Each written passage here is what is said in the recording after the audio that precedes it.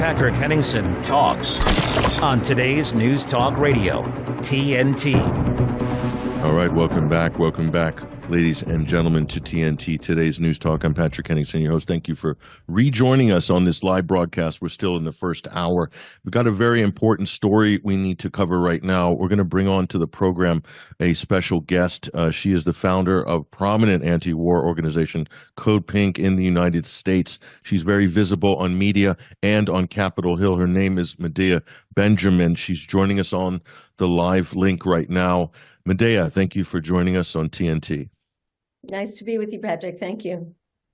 Thank you for coming. And there's a lot going on, Medea. I know you've been very busy in what you've been doing. Give us an update on where things are at right now in Washington with regards to the Gaza crisis. And we've just seen this incredible announcement, Israel announcing they're withdrawing thousands of troops temporarily and moving to a low-intensity conflict.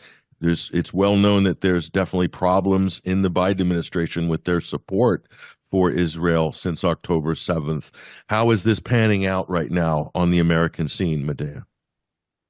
Well, in terms of Congress, they've been on vacation, and while they have been in their districts, they have been bombarded with protests everywhere they go.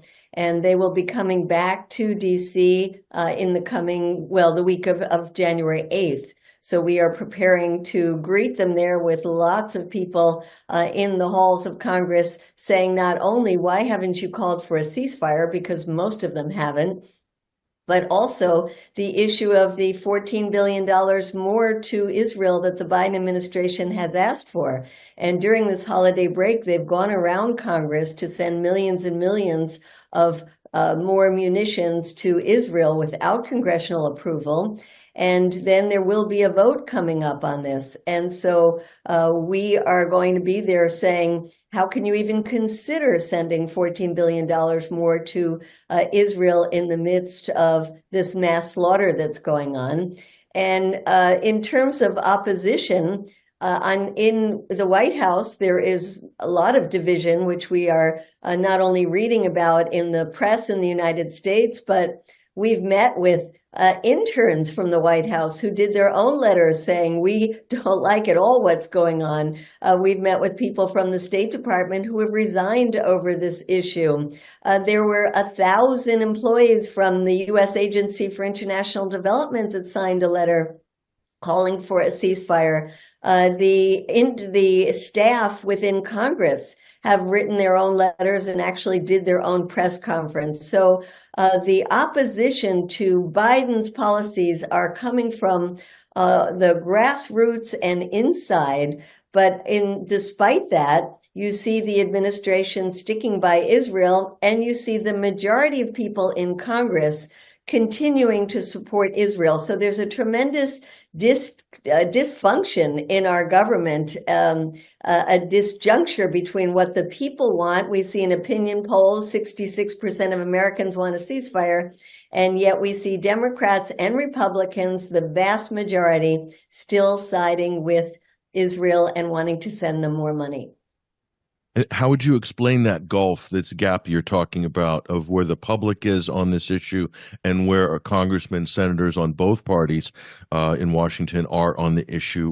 How do you explain that staunch support for what Israel is doing versus what's clearly, as you said, there's a growing grassroots opposition to this policy, this shoulder-to-shoulder relationship that Washington has had? How do you explain this gap?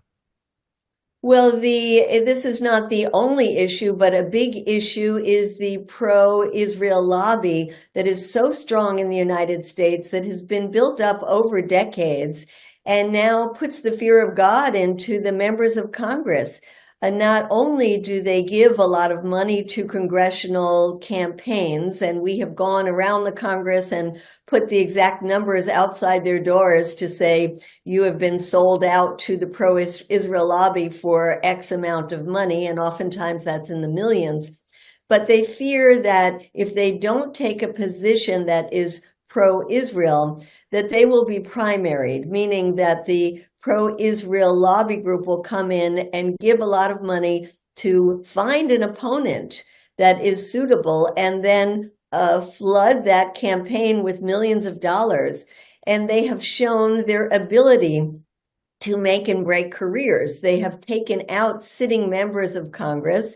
They have now said they're going to go after those members of Congress that have called for a ceasefire, and they're saying we're going to put $100 million into opposing them. And so there is a tremendous fear within Congress of coming out and even simply calling for a ceasefire, much less saying we don't want to spend any more of the U.S. tax dollars on Israel. And this so distorts our political system. There are members of Congress that have called AIPAC a cancer on our democracy. The very popular AOC, Alexandria Ocasio-Cortez, has called them a racist group that disproportionately targets members of color. And they have really distorted this whole issue so much so that it just feels like we're hitting our heads against a brick wall when we go into these offices. And we say to them, we feel that you are responding to AIPAC rather than your constituents. Some of them even have an Israeli flag outside of their door. We say, why do you have the flag of a foreign country outside your door? And they swear to us, well, this has nothing to do with the lobby group called AIPAC. This has nothing to do with money in campaigns. This is just the position that our boss or directly the senator or the congressperson holds. And yet we say, well, then we can't understand it because this person doesn't have a heart, doesn't have a sense of humanity, doesn't look at the news and see civilians under the rubble being crushed, an entire society being crushed. Then what would explain that if not this lobby group? And, you know, they have an answer saying, well, I've been to Israel and I've talked to the Israeli government and I've seen the need for this Jewish state to defend itself. And we say to them, well, you've probably been to Israel on a all expenses paid trip by these very lobby groups who show you what they want you to see. Have you gone to Hebron? Have you spoken to people in the West Bank who have been targeted by Israel? Have you gone through a checkpoint? Have you gone to Gaza? And of course, for most of them, the answer is no, if they'll admit it. And so where can, if the constituencies are having trouble getting through to their elected representatives through normal channels, where else can they go to redress these grievances? Is it going to be the ballot box? So how significant is this issue in the upcoming 2024 election cycle in the United States? We do see young people. We see the Muslim American vote. We see the Arab American vote, places like Dearborn, Michigan, Detroit, big populations of Middle Eastern descent. They look like they are really against the administration right now. Will they withhold their vote? Can they go? Are they going to an alternative Green Party vote, for instance? How could this issue, because it wouldn't take much to swing the alarm bells, if you will, in the White House on this. How do you see this issue shaping at all if the 2024 election? Well, it's hard to tell until we're closer to the election, but when you look at it right now, even the newspaper, The Hill, which is the newspaper that's covers the politics in Washington, D.C., just put out an article saying 5 things that could sink Biden's bid for another presidency. And number 4 was this issue of Israel. And among my friends and my bubble that I'm part of, they say, what do you mean number 4? That should be number 1. And there are a lot of people in these communities that you've mentioned, the Muslim community, the young voters, but also progressive Jews and many people in the Black community who said, you know, I will not vote for Biden. But this puts us in a tremendous bind because most of these people are terrified of Trump being the president. And we also know that Green Party candidates, as much as we love them, are not going to win. Independent candidates like Cornel West, as much as I adore him, are not going to win. So we're in a mess, a big hot mess in the United States where our political system is so dysfunctional. And putting this issue of Israel aside, the majority of people do not want either Biden or Trump. So how did we end up with these two old white guys who have terrible policies on so many issues we care about? And that is what's considered our choice in the, quote, greatest democracy in the world. Something is terribly wrong in the United States right now.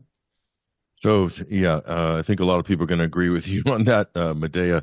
But, how significant is this that the latest appropriations for military aid going to Israel is being gone through the executive branch, trying to bypass Congress? Is that a signal that this is becoming a liability, this issue, despite their loyalty to the lobby, as you laid out earlier, that there's going to be a liability? But also the talking point, we hear this a lot, maybe you can comment on this, Medea. They say Washington's like, well, we support Israel and to do what they're going to do, and we support them, like it's some kind of distant remote issue for Washington, when in fact we have leading Israeli former heads of defense and intelligence in Israel saying without U.S. bombs, without U.S. ammunition, this would be over in a matter of weeks. How do you square this gap in what they're saying about Washington's role in this war and the reality? Well, yes. And then on top of this, you have comments by President Biden that actually mention that Israel is doing indiscriminate bombing, which means it is bombing so many civilians. And you have people in the White House who are saying, we want Israel to stop killing so many people. And maybe the strategy of Israel is to finally start listening, but still it's going to keep the bombing going. And as you said, the White House is now bypassing Congress, but this is going to come up in Congress very soon because the administration, in their, quote, wisdom, has thrown a package together that includes $60 billion to keep the war in Ukraine going, $14 billion to keep the war in Gaza going, money then to antagonize China by giving more weapons and in the Indo-Pacific, particularly around Taiwan, and then throwing in money for disrupting even further the ability of people to seek asylum in the United States at our Mexico border, to try to get the Republican support. So it's a package that, quote, has something for everyone and is a mess for the rest of us who look at this in horror. So Congress is trying to figure out, do we separate this money out and just vote on the Israel money? And then if you had asked me 2 months ago, would there be anybody voting against money for Israel, I would say maybe 10 members of Congress. But in the last 2 months, things are changing very much. And while we don't hear many people saying, I'm going to vote against money to Israel, we are starting to see those cracks. Not quick enough for most of us, but for example, there is a member of the Foreign Affairs Committee in the House, Joaquin Castro, who is not known as a very leftist member, and he has come out and said he won't vote for more money for offensive weapons to Israel. And there are some members in the Senate who are trying to put conditions on this money. Now, for us, this is ridiculous. We say, why conditions? Just say, don't send them any more money. But at least there is talk, and the conditions include things like stopping the indiscriminate bombing, stopping the support for the settlers, and getting serious about a solution. Now, some of us will shrug our shoulders and say, yeah, that all sounds well and good, but Israel's not going to listen. And I would say this amendment is not going to go through Congress. They probably won't even get a vote on it. And in some ways, it's a pretext for those senators to be able to say, well, I tried to get some conditions in there. I couldn't get them, so I'm going to go ahead and vote for the package. In any case, what I'm saying is that the White House isn't going to be able to continue to bypass Congress as it has been doing during this break. They're going to have to get this squarely from Congress. Congress is going to have to vote, and everybody is going to see which way each of them votes on this. So that's an interesting thing you're bringing up there, because before Christmas in the fall, the ouster of Republican Speaker Kevin McCarthy, the impetus for this was financial support for an unpopular war in Ukraine. That's what started that whole avalanche on the Republican side, and maybe they didn't get the result they were looking for in the new speaker. That aside, that's still on principle. Speak to that. The Republicans who opposed the Ukrainian war, but yet have immediately pivoted to support another war in the Middle East. How do I rationalize this? I feel that it's totally irrational. I don't understand it.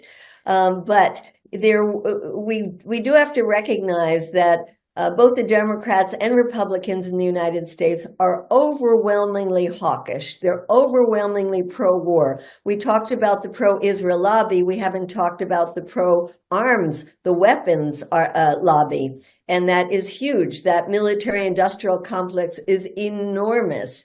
And they have more lobbyists in Congress than there are members of Congress. So that's another important factor in all of this.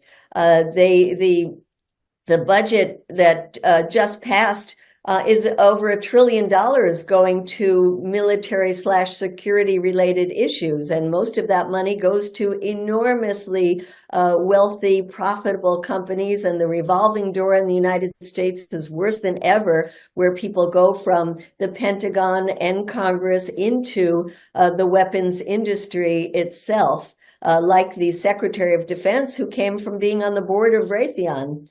So that is another factor that we have to understand, the pro-war, the pro-military sense of our Congress. And more there are members of Congress who are coming from the military directly, and they use it as a selling point in their campaigns.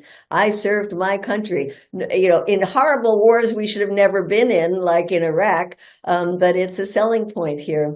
So that's one factor to recognize. Both the parties are very pro-war. There is a faction of the Republican Party, the extreme right of the Republican Party, called the Freedom Caucus, that has been opposed to sending more money into the war in Ukraine. Would like to see the U.S. pull out of that, saying that's a European war. It's not our war. We'll let them figure it out, and we're in favor of a ceasefire. Yet we couldn't find a Democrat to take that position, even though you would think that would be the position of progressive Democrats. On that issue, they were willing to follow the Biden administration. So that's why the White House threw in the Israel money in with the Ukraine money, because they were desperate to get that Ukraine money through. And they thought, okay, if we put the money for Israel in, then these right-wing Republicans will be in favor of that too. So how do I explain it? I don't. But the fact is that there are a number of right-wing Republicans who are against funding the war in Ukraine, but are for funding the war in Israel. Yeah, this is a really difficult Gordian knot that's hard to untie right now in Washington. Now, we got a couple of minutes left. One of the things I wanted to talk to you about is something you tweeted about over the last couple of days, and that is, tell us the significance of what South Africa has done in invoking the Genocide Convention, and can this be a legal platform or a legal segue to take direct action in accordance with all the conventions and treaties that the United States has ratified on war crimes, and even the Genocide Convention itself. But explain to us the importance of this and how this can be effective in the political arena. Well, we think this is a huge breakthrough, and we are so thankful to the government of South Africa. This case will be coming up very shortly, January 11th and 12th. We hope there will be a ruling that will say that indeed Israel must stop its attacks. And in the meantime, what we are doing here in the United States is going around to embassies that we will be starting this week and saying to them, please sign on to support this South African lawsuit. There's something called a declaration of intervention, which will put other countries as part of this lawsuit. And we're saying in the U.S., look, our government does not represent us. We are pleading with your government to represent this global call for holding Israel accountable.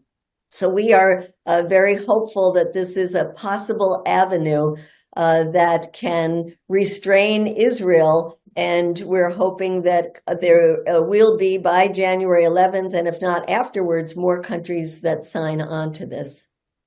Yeah, because it really only took one country to push the boat out on this, and thankfully that has happened. And we're big thank you to all the people that have been campaigning for this on social media with petitions and so forth. There's been a lot of activity around this.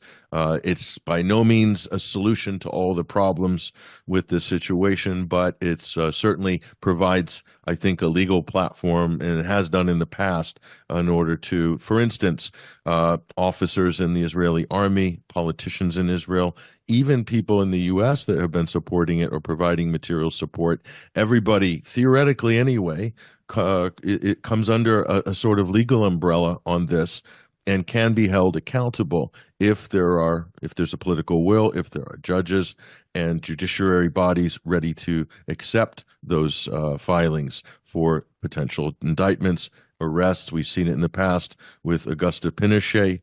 We've seen it with Ariel Sharon internationally. So these can be effective, and while they might not stop the conflict itself, they can help in the overall effort. That's what their proponents are saying. So I don't know if you have any comments on other things that can be done or that have been done in the past to get accountability on what are, let's face it, some of the most egregious war crimes we've ever witnessed live on TV in the modern era. But go ahead, Medea. Well, I think we have to use every tool in the toolbox, and I think it would be great if there were a call for an arms embargo on selling or giving, as in the case of the U.S., weapons to Israel. There is the whole boycott, sanctions, and divestment movement that has gotten a lot of more participation during these last 2 months. Shaming companies that are working with Israel. There is the issue of continuing to put pressure on the politicians globally, bringing this back to the General Assembly of the United Nations. There are so many ways to continue the pressure, and one hopeful sign in this coming year is that there is such a massive global movement that is determined to hold their own politicians accountable. And I think this will only grow as the days go by and we try to stop Israel no matter what it says it's going to be doing and changing its tactics. We know that not only do we have to stop it immediately, all of this bombing and the starvation, but we have to find a solution. And we hope that the global community doesn't turn away when the bombing stops, but really takes this as an imperative to go for either a serious two-state solution or a one democratic state. Certainly, yeah. What are your thoughts on that? Because that's always been one of the hangups, isn't it? With mounting negotiations and having international efforts, multilateral efforts to try to get a peaceful solution in there. What is the Biden White House's position on a two-state solution, a one-state solution, and how divisive is that issue in Washington? Or are they just using this as an excuse to kick the can down the road? What are your thoughts on? I know this is a difficult one, but do you have any observations that you've learned on this? Oh, yes, that for years it's been so easy for politicians to say, I support a two-state solution. And, that's what they just keep saying and saying while they continue to support Israel's incredible apartheid state and oppression of Palestinians, whether they live in Israel proper or they're in the West Bank or they're in Gaza. And so it has been meaningless for years. And yet you see that in the meantime, the settler movement has become so enormous, with hundreds of thousands of settlers and settlements, hundreds of settlements that are now creating Swiss cheese of the West Bank and making it impossible to have a Palestinian state. Yet the politicians continue to say, oh, yes, two states, two states. So I don't see how you can have two states anymore. I don't see how the Israelis are ever going to evict hundreds of thousands of settlers. And so I see that the only solution is a one-state solution. You know, I'm not in favor of religious states, whether they're Islamic states or Jewish states. I don't think in this day and age we should be having religious states. I think there should be secular states and people should all be treated as equal. So I, as a Jew, have no problem saying I think there should be one democratic secular state. It's hard to envision at this point, but you know, things were difficult like this in countries all over. We had our own civil war in the United States where hundreds of thousands of people died, and didn't think we would be able to come back together as one state, and certainly we have. So that is my hope. Yeah, and I think from an American perspective, certainly what's acceptable for Americans in terms of equal rights and a Bill of Rights and a Constitution, everybody treated equally and fairly and non-segregated under the law, you'd think that's what Americans would be espousing internationally. So that's the part that's so confounding in all of this, is that we advocate for democracy and all of these, you know, democratic norms in the rules-based international order. But when it comes to Israel and Palestine, everyone suspends all those principles and advocating basically for a kind of an ethno state, or as you said, a religious state. That wouldn't be acceptable in the U.S. or any other G7 country, but for some reason it is there. That's a big problem, and I think I'd like to see that addressed in the conversation. So, there are more people talking about a one-state solution, more than I think 10 or 15 years ago. Would you say this is increasing in the conversation? Well, that's true, because people are seeing the reality on the ground. They're seeing that in the last decade, so many more settlers have come in, and vicious settlers. They're seeing that so many more settlements have been created, and wondering, well, how could you ever turn this into a state? And certainly now, when you see what the Israelis have done to Gaza, and that the solution for a number of Israelis, whether they will say it or not, is to make it impossible to live in Gaza, so that the people living there will be wanting to leave, whether it's going to Egypt or going to other countries. I think rather than that would be a solution where the people in Gaza would be able to live in the West Bank, would be able to live in other parts of Israel. So as we look forward to seeing how is this problem ever going to be solved, I think it has to be solved with Palestinians being able to live in any part of Israel that they want to live in. Let's remember that before the creation of Israel, Jews and Arabs lived side by side in many, many countries peacefully, including in Palestine. And I think they could do so again in the future. Right now, again, I say this as a Jew, I think Israel is the most dangerous place in the world for Jews to be living right now. And it is only getting more dangerous, and anti-Semitism is only growing day by day as we see these callous, horrific, barbaric actions on the part of the Israeli state. And that's also another point, is that this has been the total brand of the long-running Netanyahu regime, if you will, has been, oh, we're going to provide security, come to Israel, nowhere else in the world is safe. This is the only safe place for Jews in the world. That's always been the sort of battle cry, the campaign cry for Benjamin Netanyahu. But didn't all that shatter on October 7th, and it's getting worse by the day? So what about the sustainability, if you will, of this Likud government in Israel from inside Israeli politics? Do you have final thoughts on that? Do you have any indication from inside Israel as to what's happening internally, politically there? Are people coming to see the light on this issue a little bit? What do you think?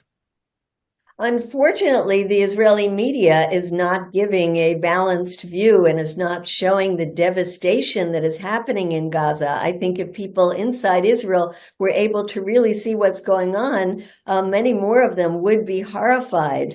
I think that we outside of Israel are seeing more about what's happening than the Israelis are. Benjamin Netanyahu is very unpopular, and we saw the huge demonstrations against him that were happening up until October 7th. For this period, there are many Israelis who are reluctantly supporting Netanyahu, but this will change as well. And I think the Israeli government is extremely fragile, especially with these right-wing people that are in the cabinet that are so determined to destroy Gaza, that this cannot hold up as a government, and we will see major changes within the Israeli government as well. None of this is sustainable. It's not sustainable in Israel. It's not sustainable what's happening in Gaza. Certainly, it's a genocide. It's a catastrophe. But on the world scale, it's not sustainable either. We can't have countries that call themselves democratic, whether they're in Europe or in the United States, continue to have this be such hypocrites when it comes to Israel. That will have to change as well.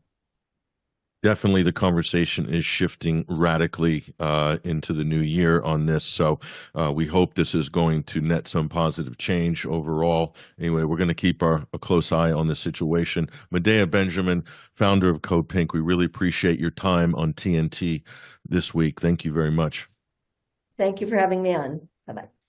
And there she goes, ladies and gentlemen. That is Medea Benjamin. Follow her on social media for updates, especially on the X Twitter platform. You'll see the videos that she's posting and what's going on the anti-war activist front in the United States. We'll keep an eye on that issue and much more. Right now, let's go to the break. And on the other side, we're going to connect American journalist Sam Husseini, who's got a lot to say about the Genocide Convention. All this and more coming up. Stay right there.